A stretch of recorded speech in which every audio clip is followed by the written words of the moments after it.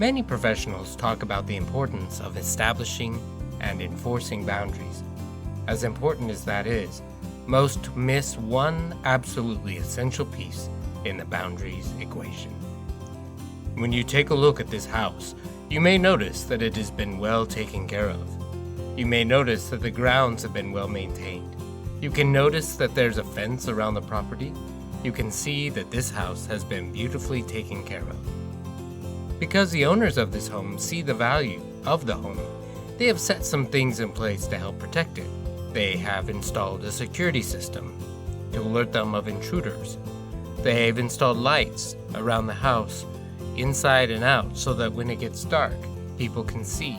This property, however, has not been well cared for. The owners seem to have given up on this property. They haven't taken care of the outside. They haven't kept it in good condition. In fact, it has been abandoned. Now, imagine that a zombie tried to get onto the property of the first house. How would the caretakers handle that situation? And what about this house? How would the caretakers respond to zombies approaching this house?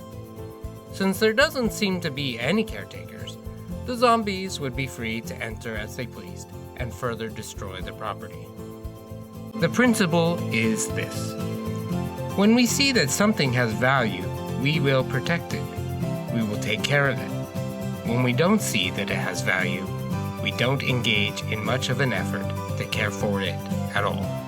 The principle applies to houses, our cars, our clothes, and other objects, but it also applies to ourselves.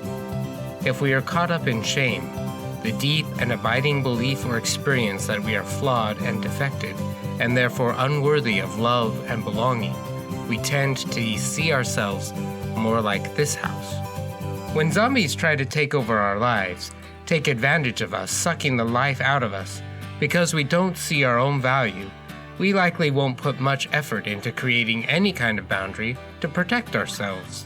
But if we do see our value and worth, we automatically will find ways to protect ourselves from the social, spiritual, emotional, mental, or financial zombies that try to enter into our lives.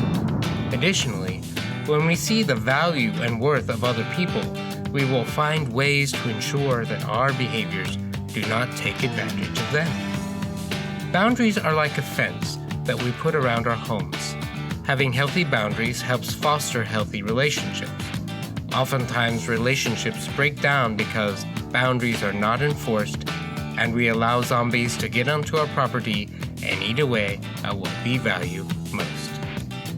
But when we honor that we are worthy of love and belonging, it is natural and almost automatic for us to put boundaries in place. When we see that we are valuable and of worth, it becomes easier for us to say no when we need to say no and mean it. It becomes easier to not feel guilty when we have to turn down an assignment because we know our worth is not contingent on the outcome. So the question is, how do you see your worth? Do you see yourself of worth like this house? Or do you see that you have less worth like this house? A really good way to honestly assess this question is to ask yourself, how well are you taking care of your house, emotionally, spiritually, and physically? What kind of a caretaker are you?